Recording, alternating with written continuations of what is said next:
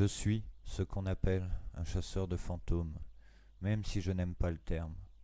Je suis, disons plutôt, à la recherche de la vérité, d'une vérité. C'est alors que, n'écoutant que ma curiosité, j'ai entrepris une chasse à la réponse. Je ne suis pourtant pas quelqu'un de foncièrement croyant, mais certains événements de la vie m'ont fait poser des questions. La question ultime, y a-t-il une vie après la mort, au-delà de notre expérience physique? C'est pourquoi j'ai pris mon matériel, mes caméras, mes micros, pour essayer d'avoir une réponse à mes questions. J'ai commencé par visiter des lieux étranges, couverts de mystères. Les semaines passant, mon partage de vidéos, elles prirent de l'ampleur. Une vague de soutien me fit prendre une ascension fulgurante, jusqu'au jour où l'enquête de trop, l'enquête qui me laissera une marque indélébile de honte. Pourtant j'avais le cœur pur, je ne voulais qu'apporter au monde ma vision des phénomènes. Mais ce jour, sous la pression des résultats que je devais atteindre, j'ai fauté. Je me suis laissé avoir par l'appel des sirènes du canular.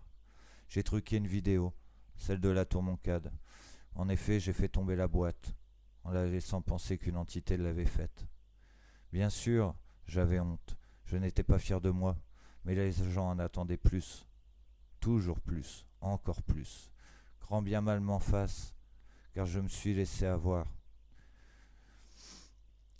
Je n'étais pas fier, car pour eux, j'ai menti, truqué, affabulé, une chose que je m'étais interdite de faire. Les colibets tombèrent, les uns après les autres. Une spirale frénétique me fit tomber de ma place de numéro 1. Pourtant, je ne voulais pas en arriver là. Gus DX, ce nom qui m'a tant donné, est en train de tout me reprendre. La descente fut rude. De question en question, je vis ma notoriété salie, traîner dans la boue. Pourtant, je n'avais fauté qu'une seule fois, mais les gens, eux, ne te pardonnent pas. Je pense que si j'avais fauté, c'était pour la vie de tous les jours, pour le sourire de ma fille et mes obligations de père.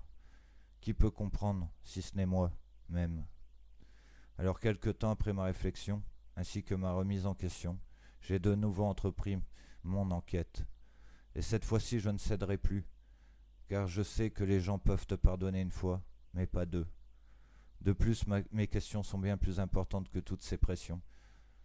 C'est pourquoi je reviens plus fort, plus déterminé, plus serein, apaisé, ayant compris qu'avant tout, je ne devais m'affranchir de cette notoriété qui a fini par me nuire.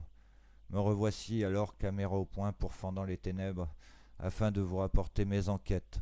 Gus DX, resté numéro 1 des CDF de France.